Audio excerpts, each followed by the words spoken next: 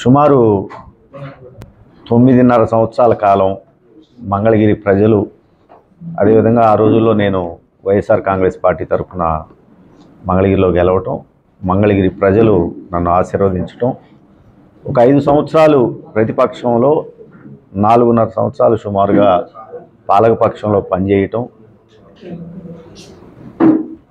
మంగళగిరి అభివృద్ధికి ప్రజలు, అధికారులు సహకరించడం,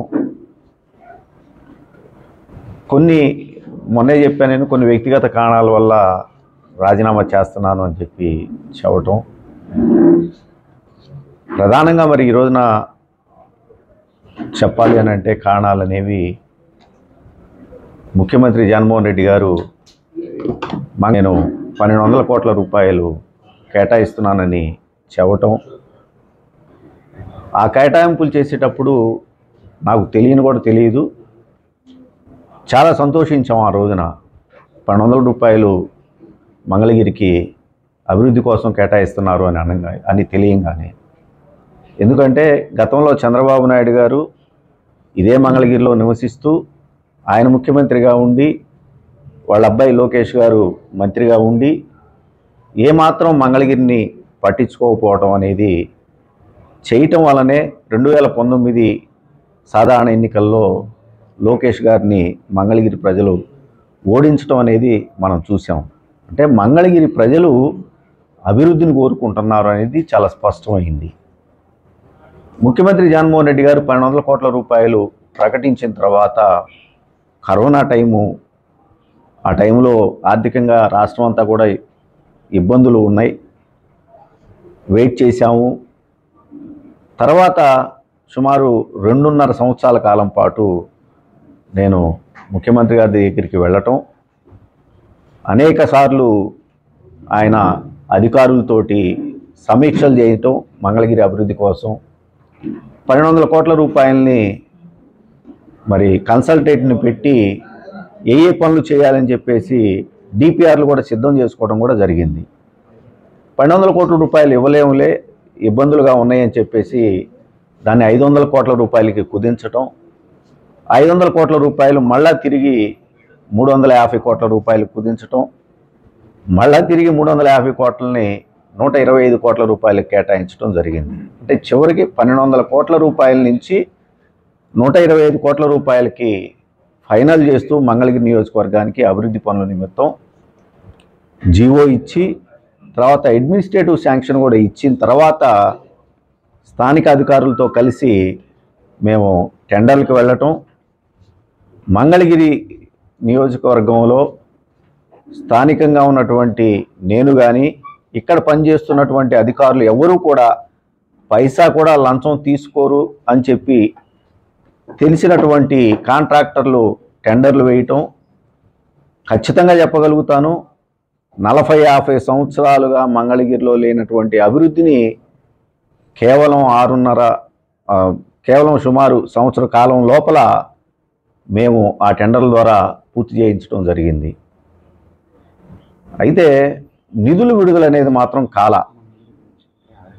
ఒకవైపున ఇటు కాంట్రాక్టర్ల ఒత్తిళ్ళు, తిరిగి మళ్ళా నేను సీఎంఓకి వెళ్ళి ముఖ్యమంత్రి గారితో మాట్లాడుకున్నా, ఆయన ధనంజయ రెడ్డి గారికి చెప్పినా కూడా నిధులు విడుదల కాకపోవటం చాలా ఇబ్బందులకు గురి చేసింది.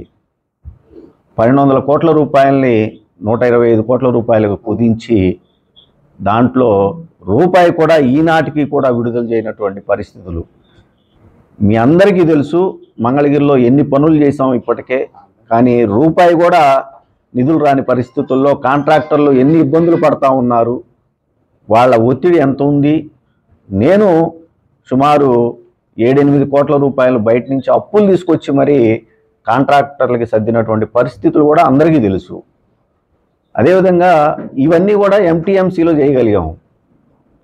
మరి దుగ్గిరాల మండలానికి వచ్చేసరికి 50 కోట్ల రూపాయల నిధులు కేటాయించమని చెప్పి అడిగాం. 50 కోట్లని చివరికి 20 కోట్లన్నా కేటాయించమని చెప్పి అడిగినా కూడా ఆ నిధులు కూడా కేటాయించినటువంటి పరిస్థితులు వచ్చినాయి.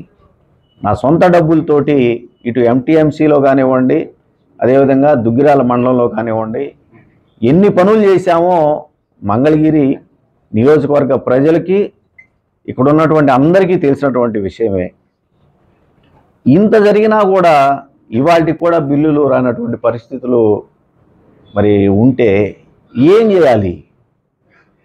ఒకవైపున చూసాము 2019లో లోకేష్ అంతటి అతన్ని అభివృద్ధి చేయకపోతే ఓడించినటువంటి మంగళగిరి ప్రజలు మళ్ళీ తిరిగి వైఎస్ఆర్ కాంగ్రెస్ పార్టీకి పట్టం కట్టాలి అని అంటే మనం సంక్షేమంతో పాటు అభివృద్ధి కూడా చేయాల్సినటువంటి అవసరం చాలా ఉంది.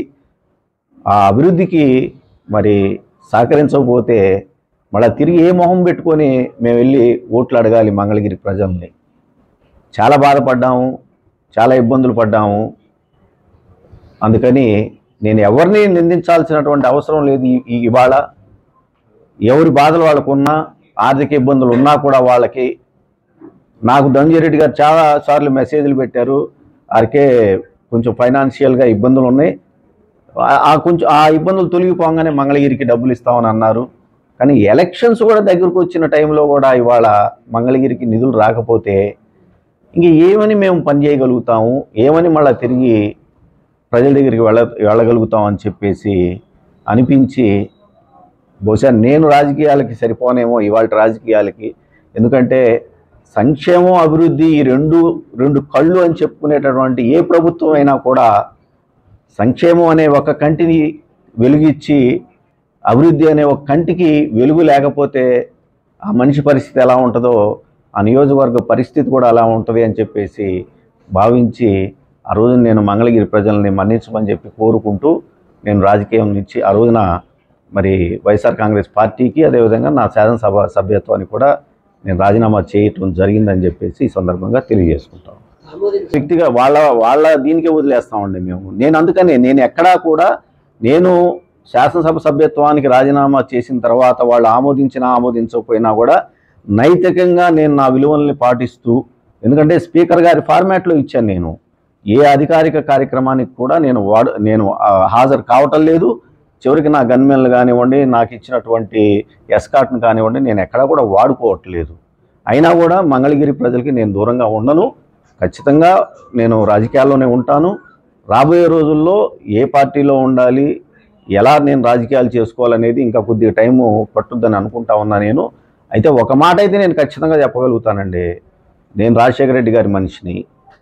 సో నేను ఖచ్చితంగా ఇవాళ రాజశేఖర రెడ్డి గారి అబ్బాయి ఆయన మరణం తర్వాత జగన్మోహన్ రెడ్డి గారు పెట్టినటువంటి పార్టీకి ఎంత సేవ చేశానో, వైఎస్ఆర్ కాంగ్రెస్ పార్టీ ఆ రోజుల్లో మరి అధికారంలో రావటానికి ఈ రాష్ట్రంలో